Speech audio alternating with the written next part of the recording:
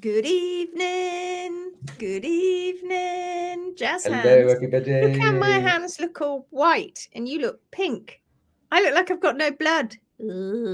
That's probably because I have had the fire roaring and you're sat in a fridge.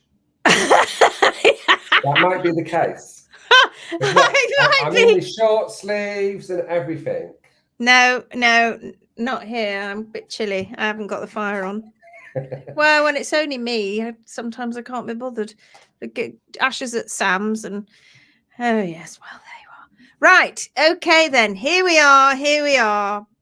Good evening, good day, good morning, whatever Hello, it is everybody. with We have you. 9 watchers already. Sarah's Not even here. a minute. Well, they've been waiting, haven't they? And they're like, come on, Gary and Lindsay, where are you? Get a grip, guys. Sorry, You're a bit late. nearly 15 minutes late. Hello, Libby. Hello, Libby. Sandra's here. Hello. Haven't you all got something better to do? On a Saturday Haven't you had night? enough of us already? Oh my God. Hello. Randy's here. Hi, Randy. Good to see you. Hi from the west coast of Scotland. Who is that? Oh, I've got to set up my other screen. Hold on. Vivian's here. Hi. Facebook user. Hello. Pia's here. Ooh. How'd you say that, Gary? I can't see you because I'm setting up my face. Well, look what Pia's written. So I can see the comments. Iltar. Oh. I'm guessing that means hello. That's lovely. Hiva Iltar. I like. Deborah Freeman, where were you? I'm so sorry. Well, first of all, Gary didn't appear to. Lindsay was late again, and I nearly fell asleep on my desk. I'm so tired. I'm like, I was nearly going to go next door and start bashing the door down. Oi, where are you? Hi from Portugal. Louise says hi. Nice to see you here tonight. Hi, new family. Honestly, it's Saturday evening. Haven't you all got something better to do? Sarah says, literally waiting to turn the life on so I can do the dishes. Didn't want to get the hands wet. I see what you mean. Yeah, come on. Now I can. I can do the washing up. Yesterday I can do washing up. Hello, says Becky Harding. Nothing better to do whilst it's still persistently pouring, is it, where you are? Oh, dear. Hello, Shelley from sunny Wales. Hasn't the sun gone in yet? Hello from Spain. Emily Busey's here. Good evening. Yes, I remember that avatar, Emily. Hello. Well, it was spring equinox yesterday, wasn't it? Was it? Yeah. So spring equinox, we had equal amount of daylight and equal amount of night time. So from now on, from the spring equinox, it will start getting lighter each day now for a while. So we've got that to look forward to. That was yesterday, I believe. In a minute, we'll be able to do a live outside with the horses because it don't get dark till about 10:30. It's like the summer here. You're obsessed. No, I know, right? We could go out and oh God. Did you not see my live earlier? And I went and sat on the log outside. And I saw my babies. Yeah, there. She was there. She trotted over. They were going down for a drink and they just kept coming over to just chill with me. They were just standing there chilling. They were like, what is she doing? Sat on the log talking to herself. What was it? Tell the sky that. Yeah, I know, right? Well, it was, yeah. It's meant to be getting lighter now. So 9:20. What time does it get dark here at the moment? I reckon it's going towards at least 7 o'clock, isn't it? 8 o'clock. Yeah, I think it's just gone 7 at the moment. So what did we talk about last night? We talked about hoof rings. You've got to put everybody out of their misery. Oh, you had to go research, didn't you? I did. How did everybody get? Thank you for reminding me that. We'll go and try. I'm going to see if it's all right. Stick with me, Lindsay. You'll be all right. I'm not supposed to remember anything. I'm going to try and think of one every night, but you'll have to remind me. Okay, so yeah, that was a good evening, wasn't it? It was interesting. It really was, yeah. Right, I asked you all a question yesterday. What was that question? So that question was, when we see bruising in the hoof wall and the sole, it's bright red. And so this worries some people. I mean, quite rightly so, if you go too far through the hard sole plane. You know, if you're following the hard sole plane, you shouldn't. But when it appears, this bright red bruising, sometimes it takes a while for it to grow out, doesn't it? And my question to you last night was, why does it remain bright red and worries people because it's so bright red in the sole and the hoof wall, largely, whereas bruises on our skin change color. They go purpley, they go sort of blue, purple, yellow, orangey color until eventually they just fade away, don't they? They sort of fade from the center out. You have like this ring of bruise and eventually it disappears. And my question to you was, why does it stay bright red in the hoof? Did anybody get an answer from that for that? Hello from Czech. Hello from Czech. Anybody got an answer? Why do bruises on our skin turn blue and then purpley and then yellow as the bruise changes color? What's happening? What is happening? Oh, I'm sure they went Googling. No breakdown of hemoglobin. Who said that? I can't see it pop up yet. It'll come up in a minute. It's Facebook is just catching up from what's it? What I've got is hello from Czech. Hi, Monica. So we've got no breakdown of hemoglobin. Okay, here we go. I know you've been Googling. It is a biochemical reaction with bruises in the skin, which does not occur in the horn cells. They are destroyed with antig. I think that was meant. I think you just went to sleep halfway through that sentence. Don't think you managed to finish that off. So that was Frederic. Frederic, come along. What? You're there, pretty much. You're there. It is because we heal inside out and hooves heal top to bottom and still has a blood supply. I didn't research. No, I like your thinking. You know why I ask you this, and indeed why I will continue now, I think, to ask one at the end of the show, is because I want you to critically think. And Sarah, that's critically thinking. What are you laughing at, Gary? Nothing. Yes, you are. Rachel just said something. I know she did. She made you laugh. So what's going on? What is going on? Why, Gary, do you know? No. You do. Well, I probably do, but you're not allowed to say. Cells that destroy the blood. It has to grow out. Yeah, right. Okay. So let's just think of what's happening. When the horn is being created, it matures the horn. So when horn is being created in the coronary band by the papillae are surrounded by these keratin cells, keratinocytes that are being produced all the time. And each cell that's being produced that's close to the papillae pushes the next cell in front of it away. And it keeps pushing and pushing until it's a whole cascading event where you've just got all these cells pushing each other. They're all on top of each other, pushing each other down. And gradually, actually, over a period of time, they actually lose their nucleus as well. And they just become these horn cells. There's a tubule that's hollow down the middle, and that's the horn tubule. And around that is the intertubular horn that's produced all sort of, you can imagine here's the papillae, and the intertubular horn is produced in between. each one, right? So that pushes down, and the way that it's created, because some is created that way and some that way, it causes this sort of matrix, and then it pushes right down, and so that's what gives it strength and flexibility.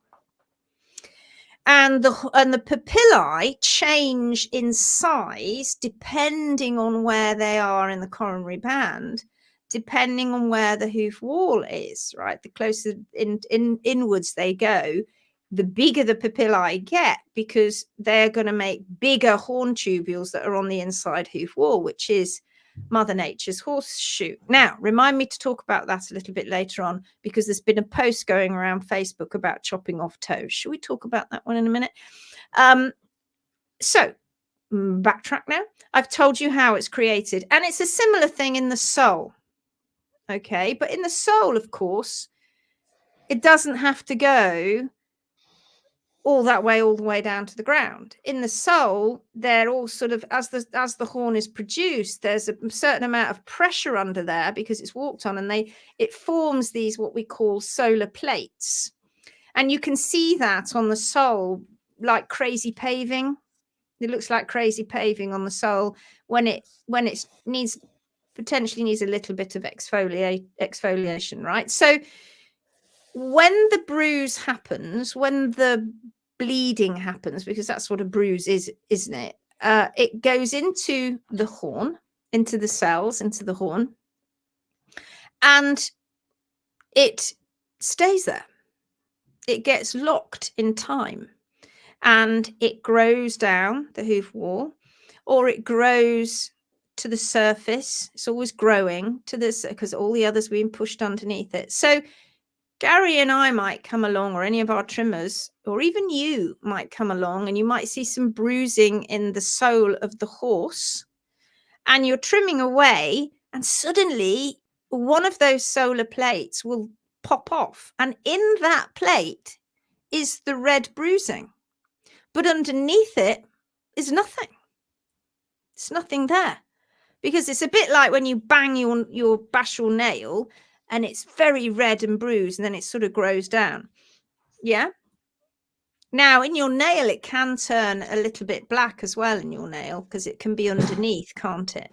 But what we said earlier was, why does it stay bright red? Well, one of the reason is because it's locked in time, and it's locked within. It's like being in a time capsule. It's locked into the horn. Now, that means as it grows away from its source, it's growing away from its dermis, which is where all the blood vessels are, which is where it was produced. Now, the only reason that the reason why our bruises turn color is because the bruises are still there in the body, under the skin, or within the skin, and it is the body. It's a bio degrading of the hemoglobin, which is what gives it the red color. It's being degraded, it's being broken down. It's a chemical process that breaks down the hemoglobin and the other contents that are there to be broken down in the bruise, which is why it changes color. It is a chemical breakdown that is occurring, which is why your bruise disappears. Otherwise, it would stay there all the time. But the body goes, oh, bruise. All the vessels get healed all around it, and then it's a process of, let's just break down that bruise in the skin, because it's not meant to be there. It's blood, and so it breaks down that blood and it disappears. It can't do that in the time capsule, can it? It can't do that as that's growing away from the dermis. So it can't break down any of the components of that blood, because obviously there's all sorts of things in blood. It's not just blood. It's the cells and platelets and all sorts of bits and pieces in there, and that all gets broken down. That's why the bruise disappears, but it can't do that in the horse. Hence the reason it is bright red and stays bright red. So people are often say when they see bruising, they in a horse's foot, they think it's just happened, but it hasn't. It was history that you're looking at. And the rings that you see coming down the hoof wall, you'll often, and you won't see this incidentally in a pigmented hoof. And that's why people think, Gary and I think that's one of the reasons people think unpigmented hooves are weaker, because they tend to see more red in the hoof wall. It's just because you can't see it, because Bit of an old wives' tale, isn't it?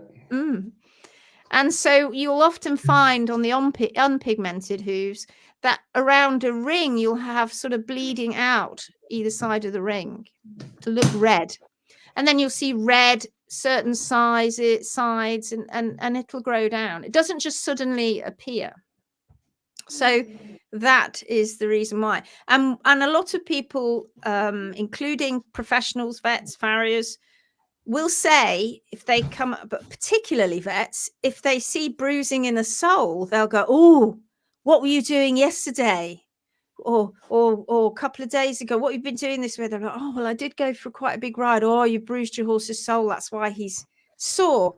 No, those aren't bruises like our bruise. Like when we see a bruise and we press it, it's like, "Oh, don't do that, hurts."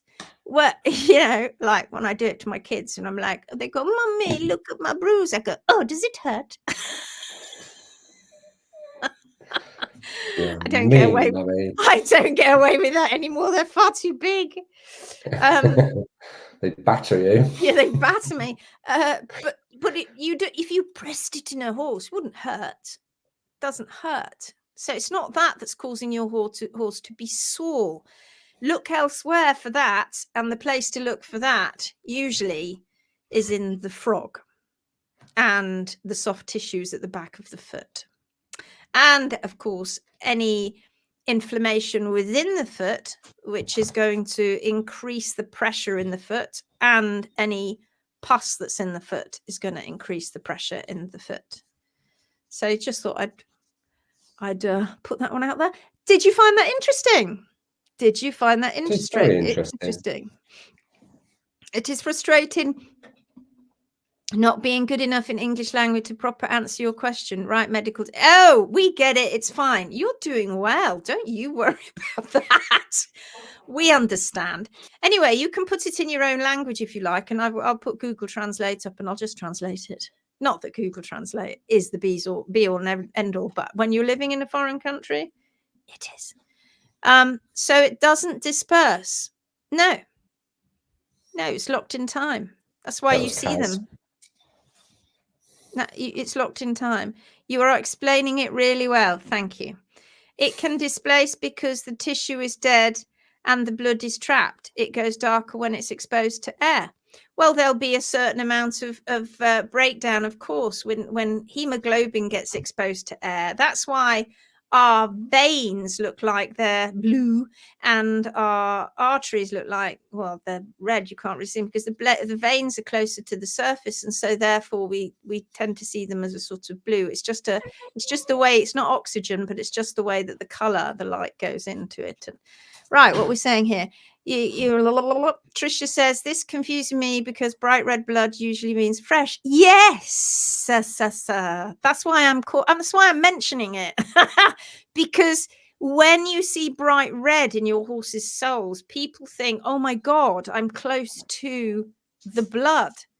But you're not. Usually, as long as you haven't got an incredibly thin-soled horse, but you'd know about that, and you haven't gone too far through the hard sole plane, which you'd know about that. Yeah, next question in Dutch, please. Right. Right. Oh my God. And Dutch, of all languages, I think my daughter studied languages, and she says that there are sort of levels of difficulty, and Dutch is one of the highest levels of difficulty in terms of an English person, for instance, or another person learning Dutch. Because basically you just don't have any vowels. Because basically you've just given up on the vowels. There's no point. You're like, who needs vowels? We'll just put all the consonants in, all of them, one after the other. And you just look at the word and go, no, How do you even pronounce that? Where do you even start? Jeanette says, sorry, bit late, started watching Le Crunch and forgot the I've watched that once, I think. Could I ask you if you think there is any hope for my Shetland pony on Butte for the past month after an acute attack of laminitis? Posted. Oh, bless you, Jenny. Is this the I think I've just been looking at these images. So Jenny, what we will probably do is do a different live for you, a private live. Well, I say private, but it'll be in the Phoenix group, because these live shows go out onto YouTube, and I don't really want to be talking about that for you there, but I can tell you that after the show, Gary and I will do a very, very quick video for you, and we will put it up in the Phoenix group, and so we can explain at least what is going on in your little pony's feet. He's 30, isn't he? Did you say? I think you said he's 30, and he's managed to get to where he is now. Dear of him. So just hold on, and we'll put it in the group. All right? Don't worry, we'll put it in the group. Morning from Australia. G'day. Is that what they say? G'day. G'day. G'day. That's Vicky. Hello, Vicky. Emily Hi, Vicky. says, very interesting, thank you. I often see it in the soles of horses, and I treat which have compacted, retained soles. Yeah. And you know, I have compacted. Yeah, I mean, we if you see it in when I think I was showing some images the other night of a little Shetland that had those like weird, what meant to look like feet, and as that came down, you just saw this real redness where there's been a lot of inflammation. Now, there's been laminitis involved, but also I think you're getting these horrible pressures going through the foot, and the dermis is getting compressed as well, and you're getting issues in the foot. I mean, these sort of simple things are so important, but they've never really been researched much. Not really. Nobody's really gone into looking at hoof rings, for instance. Nobody's really looked at it. I mean, we know that they occur when the animal is having dietary distress, and when we sort the diet out, they calm down. So we have that as evidence to say, okay, they're linked with problems that are going on in the foot. We also know that when the horse is having dietary distress, and it is a cascade of events that starts in the gut and it goes through the bloodstream, where you have microbes that are dying, plus other things that aggravate are getting into the blood, and they get down to the hoof. Not just the hoof, incidentally. It's a super highway, isn't it? Circulatory system. So it's going to go everywhere. It ain't just going to go to the foot. It's just the foot is the first thing we see. And down it goes to the foot. And then you have these MMP enzymes. I'm going to put you on the spot, Gary. Crack on. Oh, fighting talk. And so then you get these what we call MMP enzymes. Tell you a bit more about that when Gary tells me what they're called. What's it stand for? Matrix metalloproteinase. Oh, get in. Isn't that you good? Thought you were going to catch me out. Okay, very good. I'm impressed. Well done. So the MMP enzymes, I always catch somebody out at a workshop. I'm like, student, I pick on somebody and they're like, what are God, they? She's going to mention it. Run away. And the MMP enzymes, they are responsible for keeping everything in shape down there, making sure that everything stays together properly. It's their important job. They have a very important job to do. Them and a few other enzymes, but specifically the MMPs, and their job is that they need to allow the hoof wall the hoof wall to grow down, right? And so they allow that. And what happens in laminitis is that we know those MMP enzymes go into what we term nipper overdrive. It's like Pac-Man.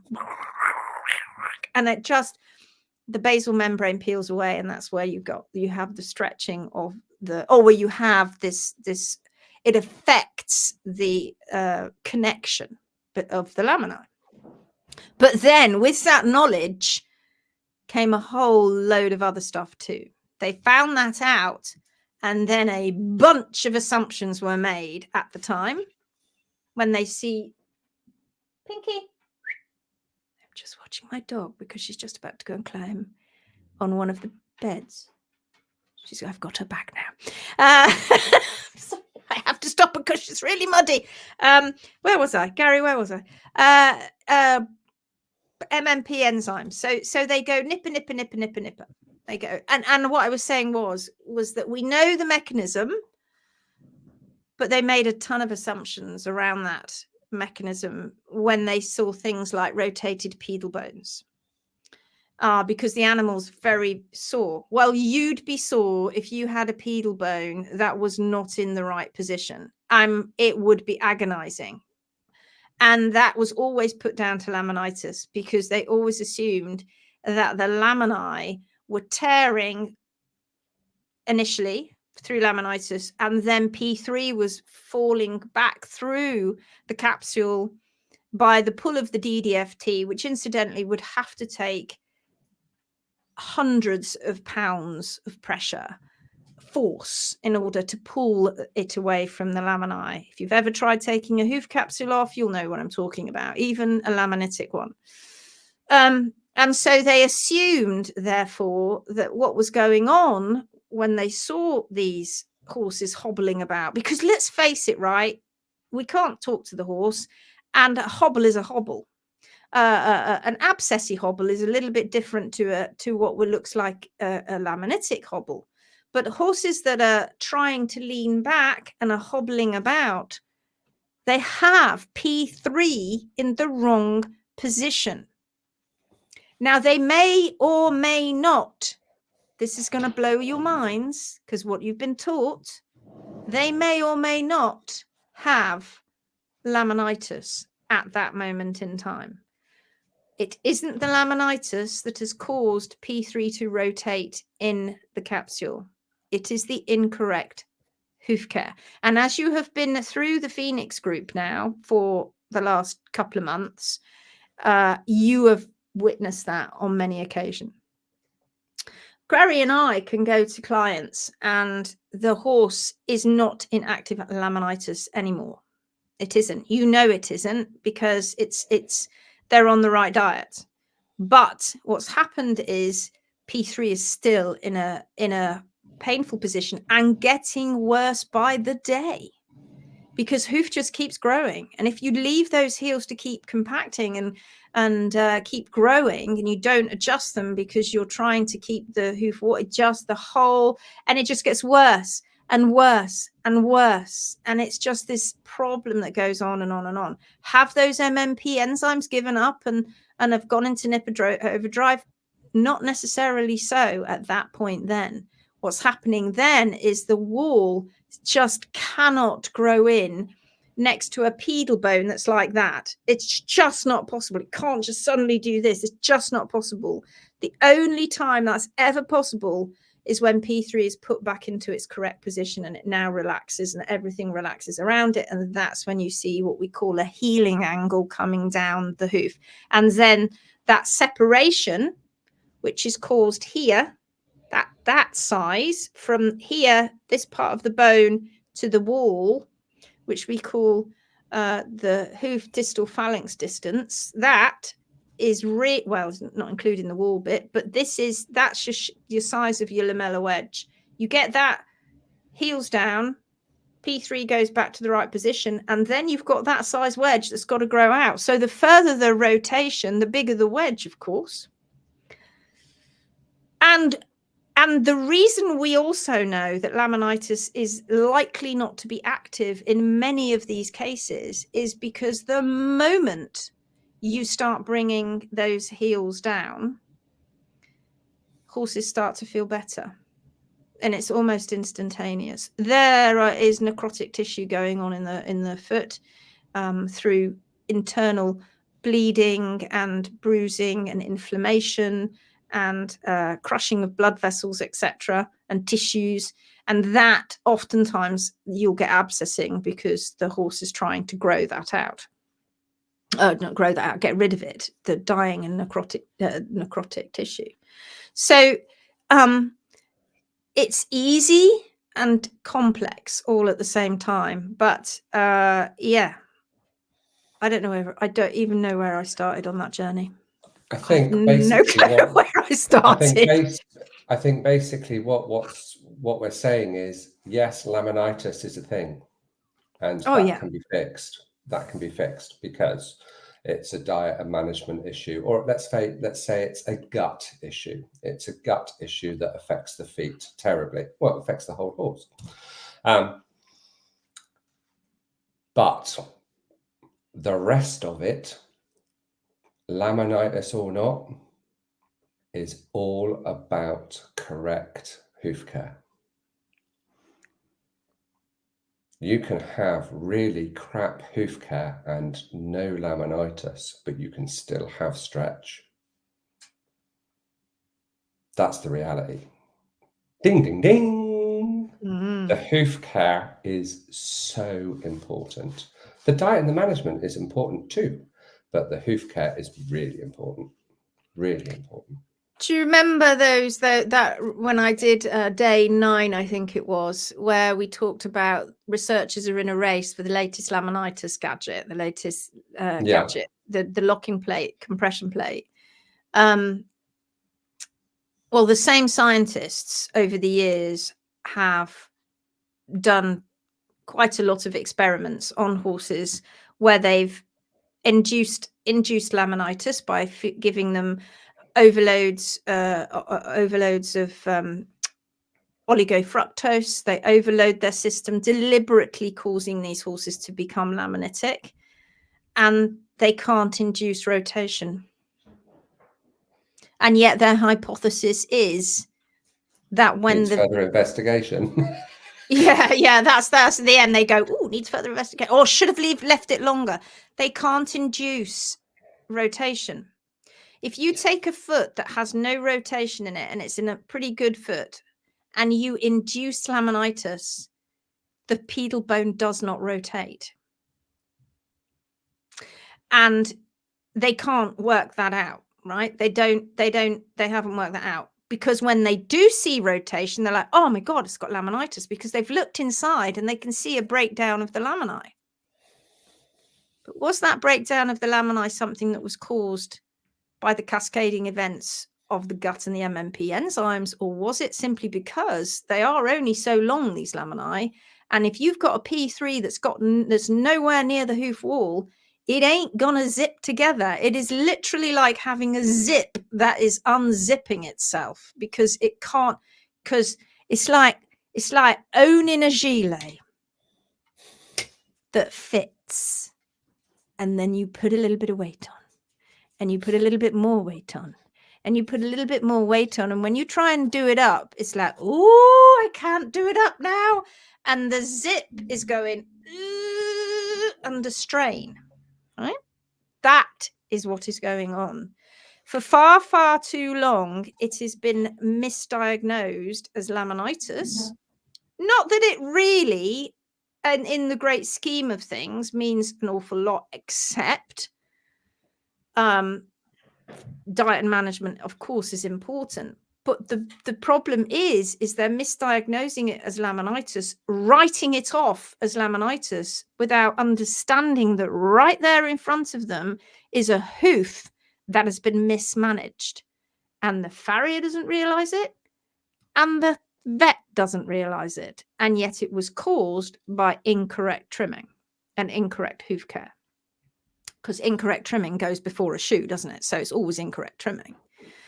And until the world begins to wake up to this fact, We are going to have horses put down all over the place with rotation. And yet we can take a horse with rotated pedal bones where they are poking through, they've penetrated the sole not because they've sunk, because the hoof care has been so appalling. It's caused P3, it's caused the sole under P3 to disappear, and it's caused P3 to be in this position, crushing that circumflex artery. Then what you have is a horse who can't walk around, who everybody thinks is walking like that because they're laminitic. No, they're walking like that because they're in agony, because they're walking on the tips of their pedal bones. And we take them in, and the likes of Galsworth take them in, and you bring the heels down, you start correcting that incorrect hoof care, and you reverse it. You basically reverse the rotation. If you, I've told many of you to go and watch Dolly's story, which is on, I think I put it on the HM page as well. I should put on it, shouldn't I? Because people are going to get to learn Dolly's story, and I should put on it, stop putting horses to sleep, brackets, Dolly story, but it's not that. I don't know what else I put. And in that story, I draw images, rotation, and then I draw her getting worse. So she starts with not so bad with the original farrier. Then the vet comes along, gets another farrier. He starts fiddling about. Rotation gets worse. He then carries on, puts a clog on. Rotation gets worse. Completely misunderstanding what they're doing. And each time, because we've got the x-rays to prove it, anyway, we know it, but it's good to have x-rays to prove it, the heels keep going up and up and up. Therefore, P3 goes further and further rotated. And then it gets to a certain point where now we're so far down the line, poor animal is crippled because she can't now walk, because she's walking on the tip of P3 and in absolute crippling agony. And then we come along, they're going to be put to sleep because that's it now. They believe laminitis is uncontrollable. It's caused so many degrees of rotation, and that's it. You're never going to recover. That's poppycock. And then what happens is we come along and we send it back the other way. We reverse it. And over the next few months, it goes back the other way, and P3 starts getting back into its correct position again. Because we start bringing down the heels, leaving the toe alone, allowing the toe to grow and give it some depth. So it's incorrect. The world has got it wrong. And we've been doing this for years, and we've been going, hey, just let you know, rotation isn't caused by, oh, you're not listening. Over there, just to let you know, rotation is not, oh, you're not listening. Oh, well, we'll just keep rehabbing these horses until eventually somebody listens. And you know what? The Phoenix group, you're starting to listen. You're starting to listen. What if in the sole you have a depression and not a smooth sole in the whole foot? That's usually, a depression is usually caused by the fact that it's not the depression you should be looking at. It's the other bit that you should be looking at, which is the callousing. There's usually callousing. If that's the whole, if you're not talking about just one little blob that's a depression, but if it looks like it, they call it sunken sole. Impossible. So if it's like the, he's got a P3. If it's just like if it was in the sole and it's almost like a crescent shape, and you've got more, and then it looks as though it's like a sunken sole. The bit that's actually risen is actually a callus. That's right. And so they go, it's a retracted sole. Exactly how can horn, when it has no fatty substance underneath it, because there is no subcutis, how can it actually... How can the sole go... It can't. It's got nowhere to go. Like it's vacuum. It can't. Like it's vacuum packed. No. What's happening is you're looking at it the wrong way round. Is the glass half full or is it half empty? You're looking at it the wrong way around. You need to look at the callus bit. And that callus will disappear once the foot is being trimmed correctly. Not immediately. It takes time, because a lot of the time the toe has been removed. which might just segue me neatly into chopping off the toes. My mare's clubby foot had more rotation because the heel's been so high than she did with ears.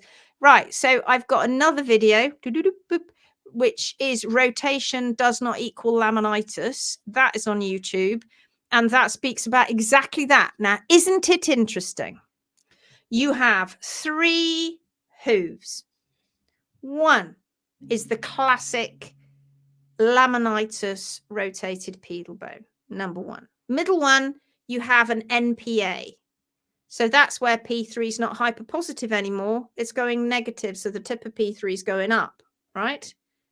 And then the third one, you have a club foot where it's very steep on the dorsal wall of the toe. And inside, in fact, is P3, which isn't necessarily separated, because club feet can be laminitic or they don't have to be laminitic. So this dorsal wall can be very, very steep. And in order for that to sort of all work, the heels end up being very steep. I'm not going to talk about club feet tonight, but the point is, everybody knows,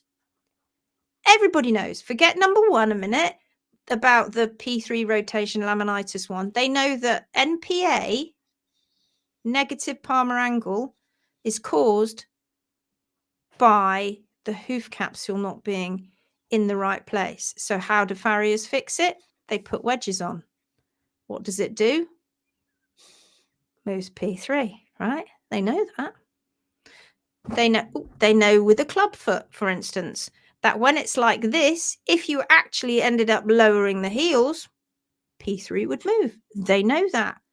But suddenly, when they're faced with P3 and that word laminitis, because P3 is hyperpositive, they go, oh, no. For this time, it wasn't the hoof capsule. We know it was the other 2 times, but not this time. This is a special rotation. This rotation was caused because the lamina got stretched. And that, my friends, is down to the researchers who saw stretch in laminae and then put 2 and 2 together and came up with 102 and went, oh, well, obviously, because P3 suspended in the capsule, the suspensory apparatus of the distal phalanx, the SADP, that's what's happening.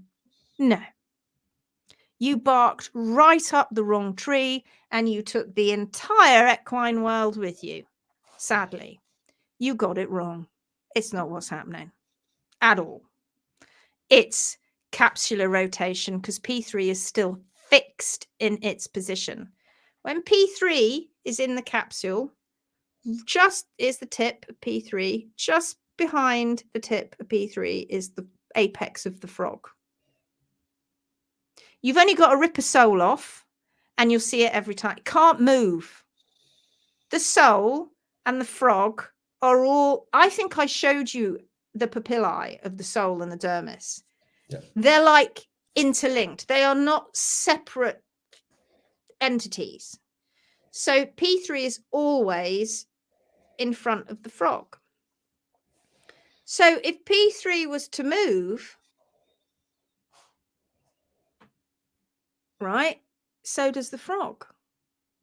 And that can only move if the heels go up. That's the only way it can happen. Otherwise, if the frog stayed put, P3 would be like through the capsule. The anatomy is so badly understood that that is exactly what vets think is happening to the pedal bone. And it is an utter impossibility. It can't happen. And yet they think P3 is being pulled through the capsule. They are that ignorant, I have to say. And that doesn't mean to say that they're thick. It just means to say they've not critically thought it out.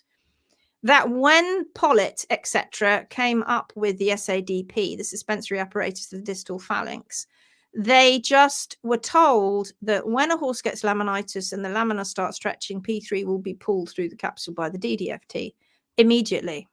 And yet they can't replicate it in any of their studies. They have to wait 4, 6, 8 weeks to see that rotation. Why? Because the hoof capsule has to grow.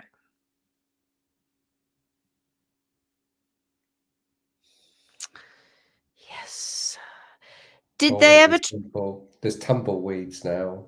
There's Oh, tumbleweeds. it's like ping, ping, ping, ping, ping. Ping, ping, ping. Like the electricity in the world is going to go out in a minute because all these light bulbs are going off. Jeanette says, did they ever try letting heels grow high on a non-laminitic foot? Yes. That's what Gary was trying to say. For instance, a club foot, okay, is a well, it can be either, is non-laminitic, and P3 can be like this. There has to have been usually some, well, we would say definitely some laminitic attack or event going on that is distorting the hoof capsule, at which point then the hoof care professional attempts to correct that by what they see is moving out of their guide, which is the HPA. But when they start doing that, the laminitis can abate. It doesn't have to be there anymore. But what they're doing now is they're just taking P3 further and further away from this growing hoof wall. So then what's happening? Is that being affected by the MMPs, or is there something else at play? There is something else at play. So laminitis or not, you can have P3 in a horrible position.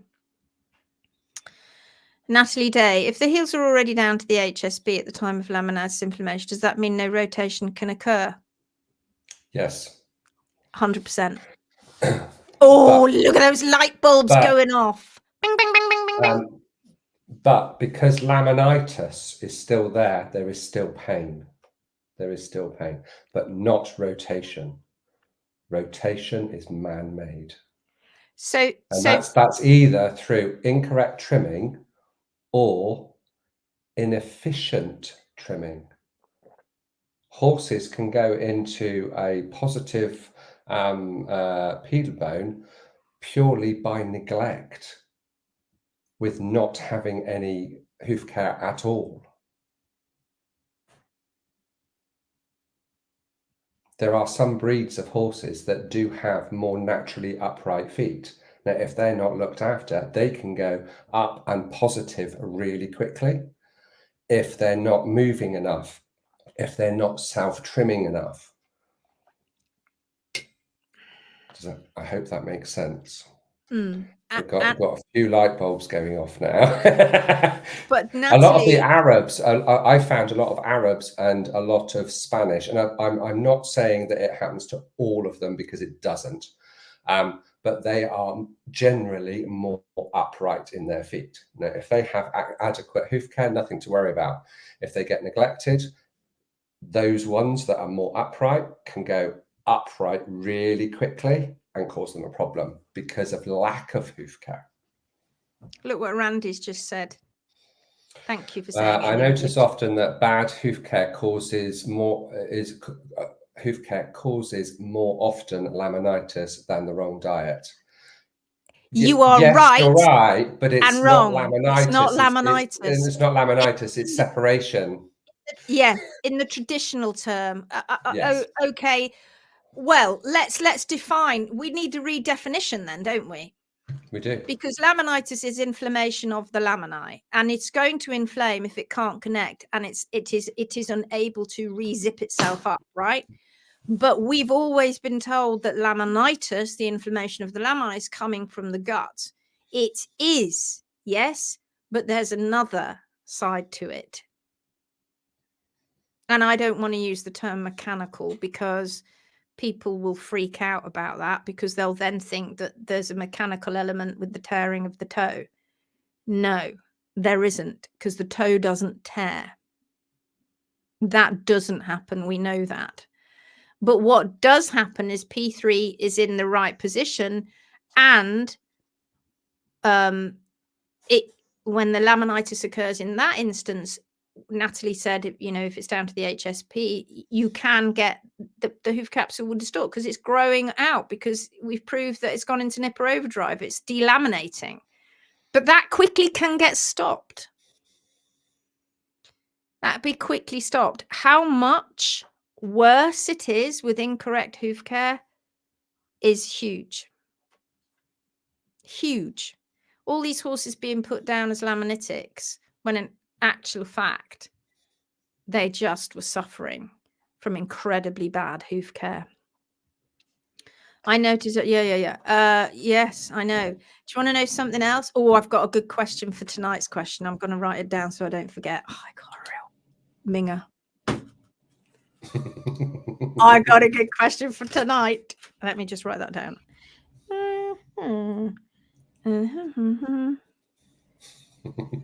Front feet.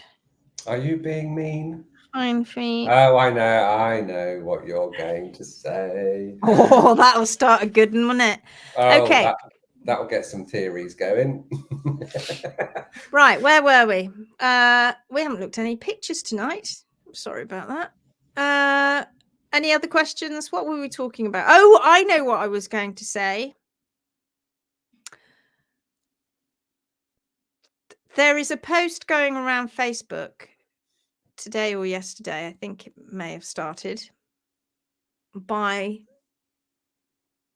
a group of people who are very supportive of Robert Bowker's work. Now, I can talk about him, right? I don't really want to say who the people are because, frankly, I don't want you going and having a look. But if you do go and have a look and you know what I'm talking about, I don't want you to get confused, you see. The trouble is it just confuses people. And if you do go and have a look, well, you'll get mightily confused. So the basis of this, what they're doing is that they are trimming the hoof wall, not just into the white line, but beyond the white line, right to the sole. And they actively, happily tell you this. They're so, that's the way you do it. You trim. So many people are so afraid of trimming through the white line and into the sole. Silly people, don't be afraid. You do that. It is one of the most reckless things I've ever heard somebody say. It's reckless in the hands of all hoof care professionals in the world who follow that method and who follow those theories. And I'm sorry, but they're theories, and I'll tell you why in a minute. And they follow this and go, oh my goodness, yes, this is correct. This is oh yes. Now, okay.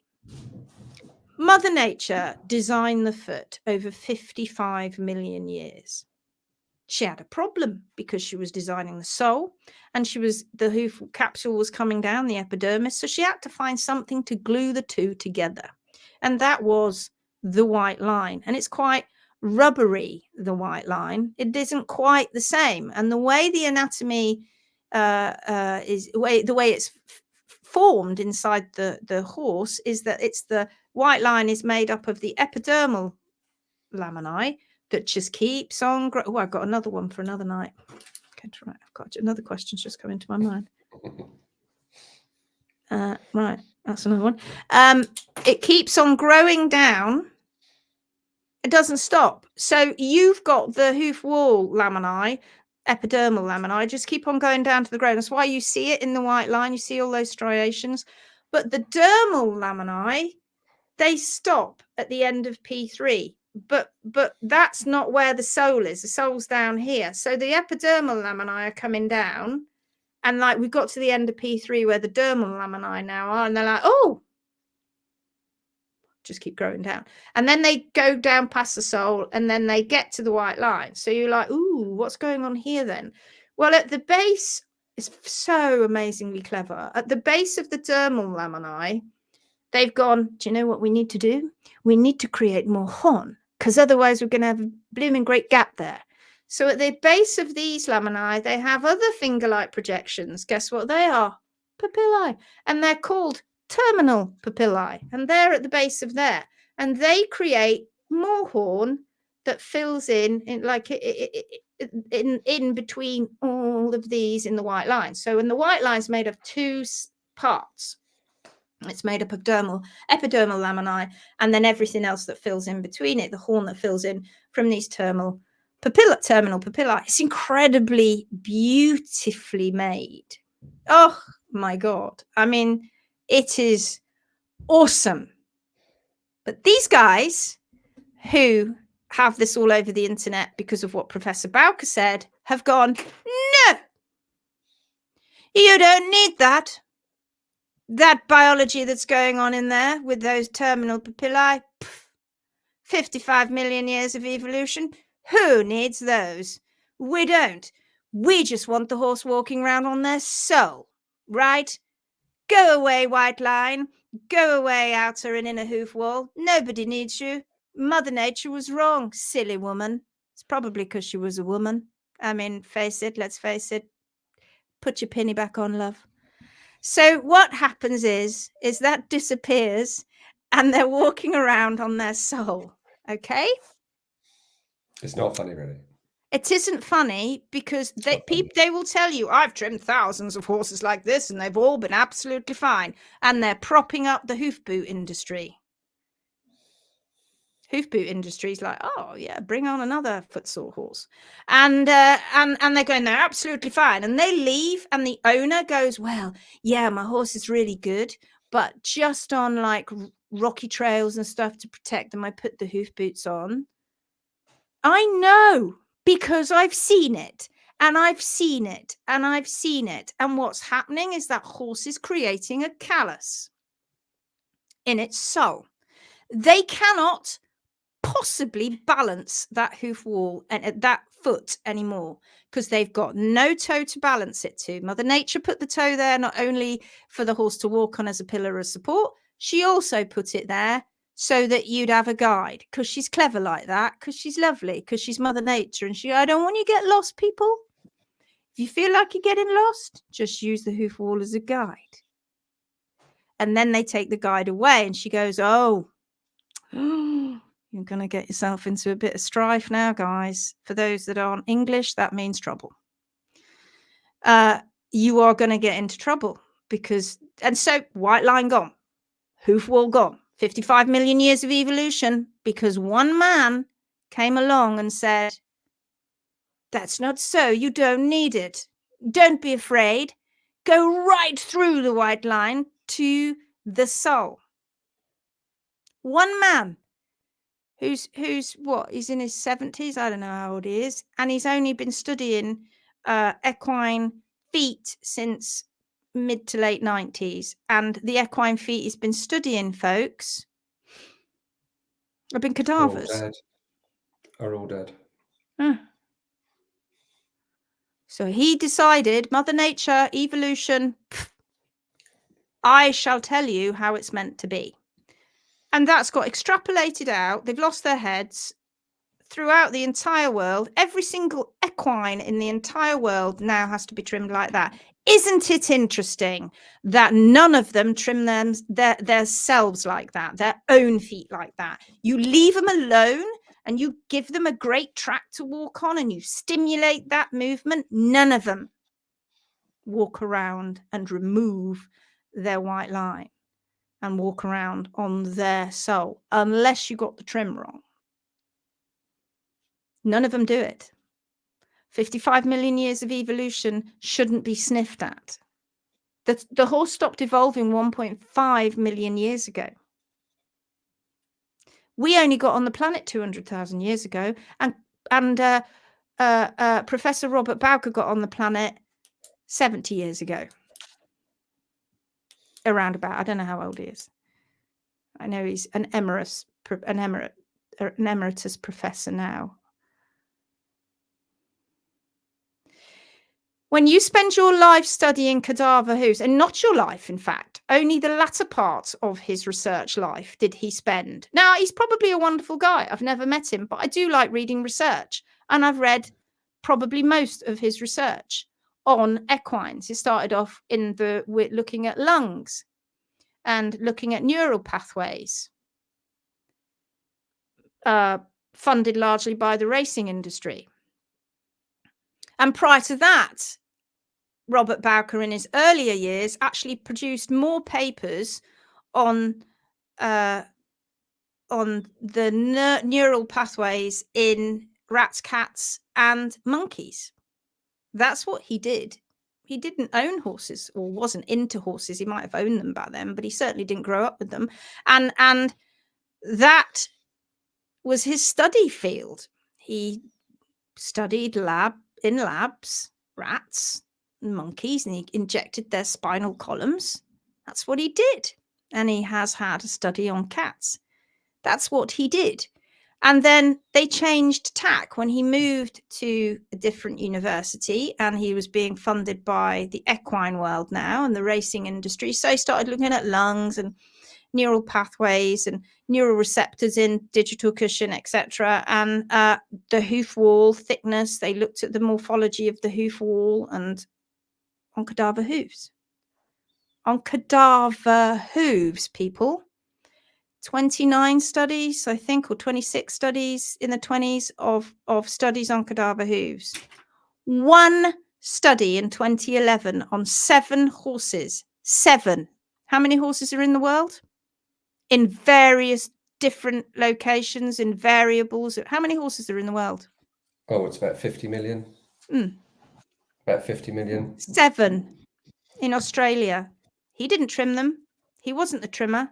They got somebody else to trim them. We don't know who that was. Could have been a trimmer, barefoot trimmer, could have been a farrier. Was he trimming to the hard sole plain? We don't know. How were those horses kept? Where did they come from?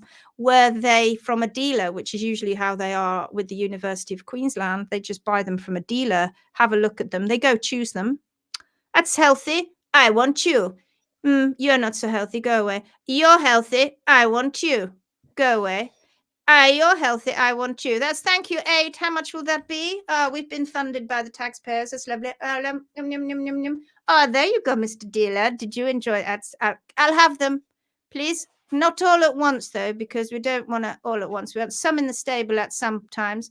They're not allowed out. Sometimes they won't be able to move because we'll have them on drips. Giving them oligofructose because we just don't, we want to induce laminitis, and etc. etc. Who's to say then they're healthy? Who is to say they're healthy? Anyway, Bowker, going back to him, I digress. So Bowker was part of that study, and they did that study over a period of around about 16 months, and they looked at the effect of barefoot trimming, and it was really one of the first kind of studies on barefoot. But of course, there were so many other variables involved. Equine research is hopeless because there are too many variables. It's flawed. So he did that study. And around about 2011, he got quite popular. He was hanging around with Pete Ramey, and lots of things were going on. And a little bit before that, he was hanging around with Pete Ramey. And so it was like, oh, we're finding all this stuff out now. And he became quite popular in the barefoot world because there wasn't really anybody else out there. Then he carried on looking at cadaver hooves. And then in 2013, he did another study where he was looking at the thickness of the hoof wall and the structure of the hoof wall. And he had 12 horses. 6 of them were cadaver legs. 6 legs were living at the time, but just 6 legs. But they weren't even looking at what this chopping the toe off theory is. They weren't looking at that. They were just looking at hoof wall. I have never seen a study at all, not one, that proves, because they're dead. How can you do a study and go, take the toe off and let's bring that horse back to life and then let's see it if my theory is correct? So what he's done is he's used the big wide world out there and certain people who follow him who've gone, yes, we agree, you're such a wonderful person because you're nice, and that's nice. And you've done this research. You haven't done this research, but you're telling us it's right, so we're going to go and do it. And blow me, isn't it wonderful? No, it's not. And he'll use all kinds of. There was an image on this particular site, or if you click through and had a look at the article, saying a long toe is the problem. They're missing the point, right? Long toes are created by incorrect hoof care through rotation, right? If a horse has not got separation in its white line and its lamina, it won't have a long toe. It has the toe that horse is meant to have if it's balanced to the hard sole plane. If you've allowed that toe to grow too long because you're putting a shoe on it, or you just haven't balanced it properly and you don't understand what you're doing and you're leaving the heels too long, then it'll be too long. But don't go and take a horse's foot that just is beautifully formed, trimmed down to the hard sole plane, and chop its toe off just because you think that it needs to be a certain measurement forward of the apex of the frog. Come on, guys. You're not thinking.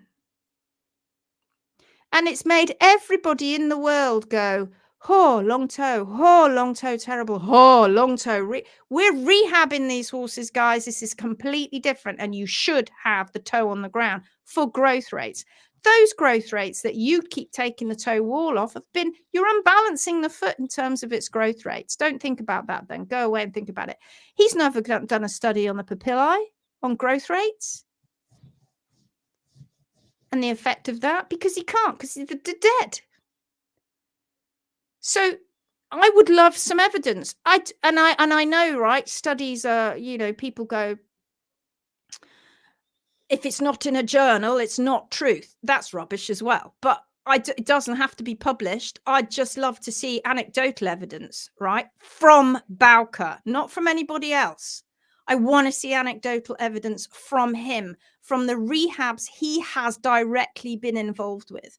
Because what he's saying is, if you chop the toe off right back to this certain length, it's going to improve the frog. He's not even a trimmer. He's not even a hoof care specialist. We are. And I can tell you, if you trim to the hard sole plane, it doesn't matter if the toe is long when it's rehabbing. Doesn't make any difference. The foot's sick anyway, right? But when you've got that back and you've grown it back, and actually even before then, the foot is healing. And when you've got that toe back and that white line has closed up because it's a process of growing it out, once you've done that and the foot is getting back to normal again, just chopping the toe off is not going to suddenly make the frog better. And that's the basis of the theory. Health of the foot, keeping the hoof down to where it should be on the hard sole plane and balancing the foot correctly. Guys, P3 sat right under where you're chopping that toe off to. P3 sat right under that callus that you're causing trauma to the foot and the horse is having to callus its toe. I know you'll fight me to the grave and swear blind, you're right. But Mother Nature didn't design the foot like that. Stop believing in somebody who just did loads of cadaver studies. And this will go out publicly. I'm sure a lot of people will scream it to the hilltops, you're wrong, Lindsay, but I'm not. His cadaver studies haven't proved anything. Show me the anecdotal ones, but not the anecdotal ones of his people who are doing it. I want to see them from him. I can show you our studies that didn't get published in a paper. You saw one on the magazine on the page a couple of days ago. Gorsworth have them. We're collating all that information. We've got tons of studies, anecdotal ones. Come on. Start thinking properly. Don't blindly follow people. This is what's happened in the past.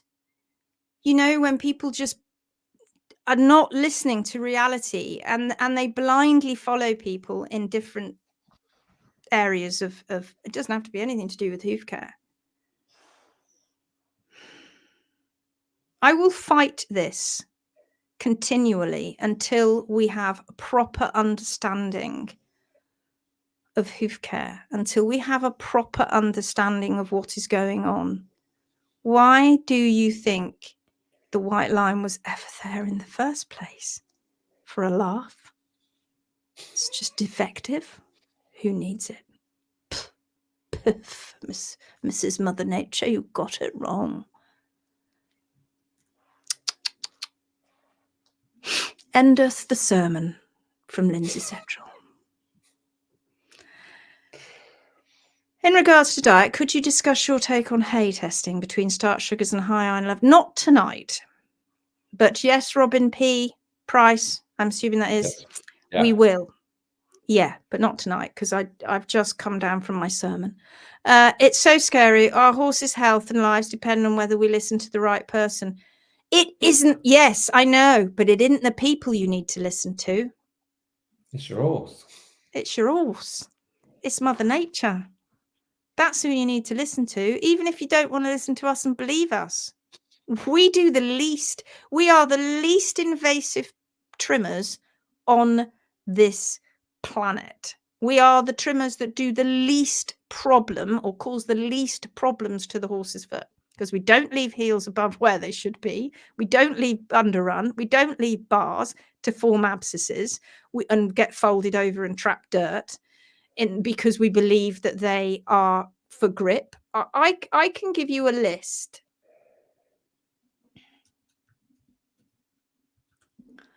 I can give you a list of what Professor Robert Bowker has come out with over the years, because I follow him. These are the things he said. Bars are for support, so should be left just below the wall. So they should be left above the hard sole plane. It's not how Mother Nature designed it, but he says different.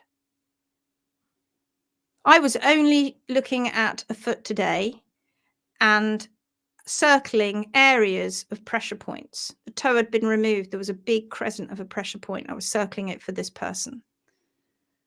On one side, just in front of the heel, was another pressure point. How could I tell they were pressure points? Because they were a bright yellowy color and the rest of the hoof was dark. So you can see it, right? The pressure point on the other side was on the bar. It wasn't designed to do that. It really, really wasn't designed to do that, which is weird coming from somebody who says that peripheral loading devices, as in shoes, are no good, right? He also says the toe wall is not for support, so should be removed to fit angles and lengths. Pillar of support, the toe wall is. But he doesn't think it is, and so lots of people follow him and chop the toes off.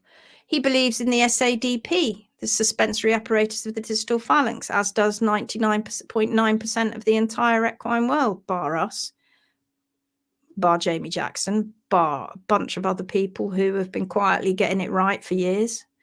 That the sole flattens when the horse walks. If that's catastrophic to a horse, if that actually does happen, the only way that it can flatten is if everything else moves out in a everywhere, but the whole front of the horse's foot barely moves at all. It is the back of the horse's foot that moves somewhat. It isn't the sole. Arches are strong structures. He believes in heel first landings. Horses land flat. Why would they be any different to a zebra or a donkey or a cow or any other ungulate other than a elephant? And an elephant lands heel first because their calcaneus isn't close down and nearly in the foot. And horses isn't. It's way up in their hock. Why would they suddenly land different to any other ungulate on the planet? Weird. And certainly of their own genus, equus, because donkeys and zebras don't. Lever forces. He also believes in lever forces at the toe and that they're tearing. All of those things we've proved are not true. We've proved it. In fact, we've not proved it. The horse has proved it. And yet, again, people are following the musings. Oh, I'm getting myself into trouble now. Of science. Let's call it science. We just need to wake up a little bit and have a little bit of a reality check. I wouldn't be following somebody as a hoof care professional who isn't a hoof care professional. That's bad enough as it is. But I really, really wouldn't. And the people in science right now who are leading the hoof care world are not hoof care professionals.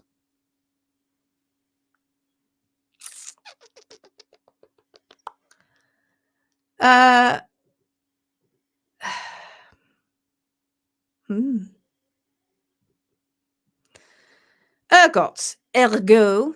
Can you explain them to me, please? And why has my voice suddenly gone to the length longer than my fingers? They look strange that long. Does the wet weather cause it?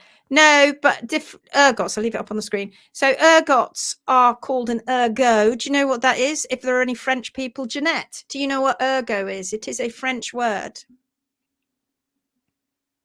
Ergo. Has I said it right? It's a French word, and it means... I'm waiting for the comments to go up. I'm waiting. There's like a delay in the comments going up. It means cockerel's claw. So the claw, it's at the back, that one there. You know, you've seen cockerel's feet and they jump up to fight and they've got it. That's what it means. It is a vestigial digit. They believe that's where it is formed from. But in actual fact, it is when you dissect the actual foot, it's like a big bunch of connective tissue that's underneath that particular point.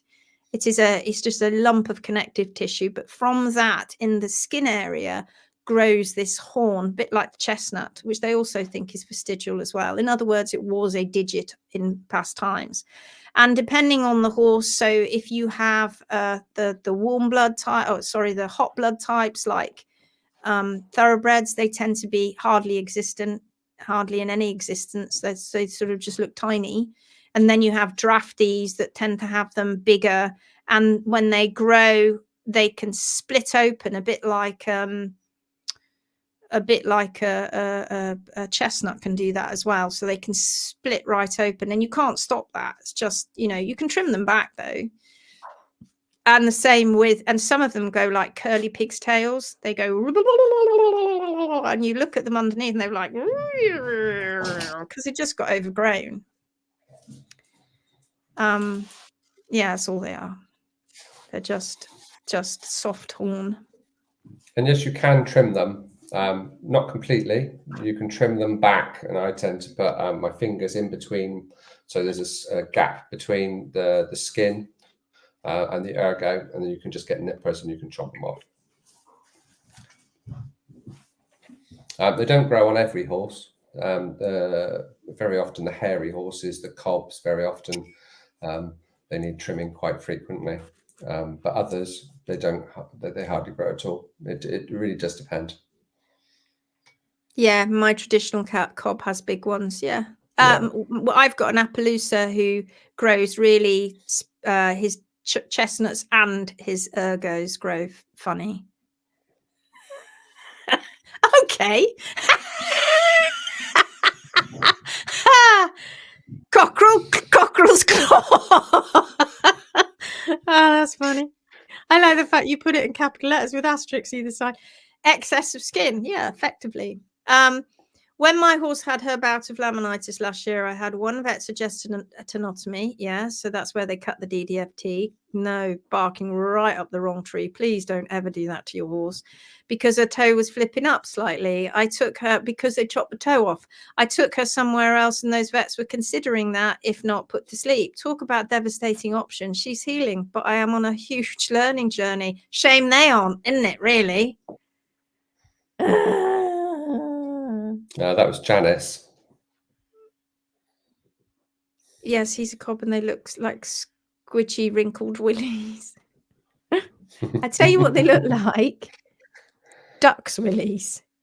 If you've ever seen a duck's willy, it's just like this long really. It's bizarre. I don't know how that works at all. I still haven't worked that one out. Don't know. Never understood it. Anyway, I'm not a duck. Maybe some poultry expert could tell us. I've had enough of poultry. I got myself into deep poultry nightmare the other week when I dyed my hair. I was at the hairdressers, and that was the very first live I think I did, and I called it something like something and the chicken disaster or something. That's quackers. Ha! How many people just do what the vets tell them? I'm sure lots do. Of course they do. If you don't, now this brings us right back to our challenges and these lives and the free thing. If you don't know, of course you're going to listen to an expert or who you feel is an expert. These are general practitioners. And of course you're going to listen to them. Some know more than others, but many of them don't know enough. And certainly they're all talking about laminitis as being rotation, and rotation is caused by not the laminitis, it is caused by incorrect hoof care. So of course you're going to listen to them because you haven't got anybody else. You don't know. So who else is there? You've like gone to the top of the top, right? You've gone to your vet, and they're not telling you, they're telling you the party line, what they've been taught at school.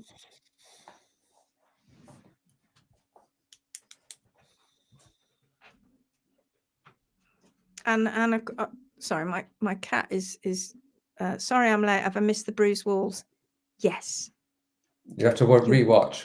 Rewatch it later. Go and Do you catch mind, up. Flopsy? I fully trusted my vet and farrier because I didn't know what I didn't know. I do now. Oh yeah, right. You do now. I know. You know, we need medical professionals. As a human being, we need medical professionals when we get ourselves into strife. But what we don't want, and we hope we don't want, are medical professionals making it worse. And we know it happens, but we don't want it happening, right? Well, in a horse's foot, which is a nail, it's equivalent to a nail. It's an epidermis. It is the outer layer of the hoof. The hoof. It is a capsule. It gets distorted easily, and it gets misread easily. People go, "Oh, how can you tell where the P3 is in the hoof capsule? You must be mad." Of course I can. For a start off, it starts a centimetre in front of the true apex of the frog. That's a good place to start, right? And if that's way back because you've got so much lamellar wedge going on that you don't know is there because the sole's covering up, well, surely you shouldn't be touching a horse's foot if that's what you think. It's not difficult. It's just that the hoof capsule has freaked people out because it distorts, because it is. Anyway, Gary, do you want to add anything to this funny little live we've had tonight? How am I going to describe that one on YouTube? That's going to be interesting.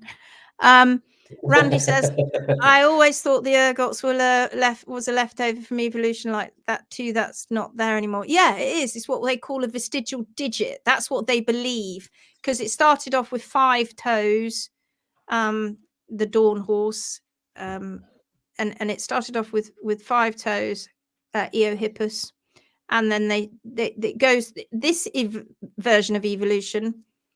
Not version, but through this particular, you either add things or you take away things, and it was regressing. So digits were being lost as the leg grew for speed. Darn it, lol. Okay, we'll catch up. Hooves and Dogs Willies. I think that might be the title. That'll make people look, won't it? Hooves and Ducks Willies. The duck's penis gives them a better chance of fertilizing the female as she has an anti-clockwise vagina. Thank you so much, Dawn Jackson. I knew somebody would have sense and they'd know why they have curly willies. Thank you, Dawn. Respect for the Dawn. Oh God, please get us off. We've gone mad. Everybody's going to be Googling ducks willies. Don't go and Google them. You'll be having nightmares. If you've never seen a duck's willy, don't Google. So, what's the question for this evening, Linz? All right. So my question for this evening is: this is a biggie, right? Everybody's laughing. So this is a biggie. Google Dick Wally sense ping ping. I don't know what that was, but you're Dutch, so that was probably something funny in Dutch. Right. Here's your question. Get ready to write it down. Have you got a pen and a piece of paper, or just a good memory?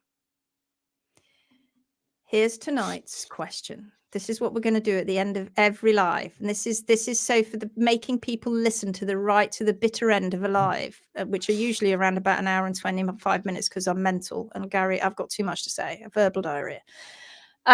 Right. Lots of people say that horses only get laminitis in their front feet and not in their hind feet. Now, one of the reasons they say that is because they see stretch in front hooves, but they don't see stretch in hinds. So my question to you is, why do you see more stretch in a front foot than you do in a hind foot? Because if you do see stretch in a hind foot, it's usually not as much. Why is there more stretch? Therefore, making people think that laminitis only occurs in the front feet than there is in the hind feet. Don't you say, don't answer it now. That's not allowed. You got to go away, think about it. Why is there more stretch in a front foot than a hind foot? That's Lindsay's question for tonight. Say autocorrect Dutch. Had to be Dutch. Right. Gary and I are going to leave you on something funny. And as soon as we said it, we're turning off the stream and going. And you're not going to do the one I told you last night. You're going to put it in Google and make Google play it, or Siri or Alexa. It's not Siri, is it? Siri won't do it. You've got to ask Siri Alexa. Won't do it. You've got to ask Alexa or type this into Google Translate. You've got to say it oh God, Lindsay. You want to translate coffee bean 100 into Welsh. Translate coffee bean 100 into Welsh on either Alexa or Google. And on that note, please don't do it in front of under 14s. In front of children. All right, my loves, we'll leave you now. Coffee bean 100. Translate that into Welsh. Bye-bye. Bye. Love you. See you tomorrow. Bye.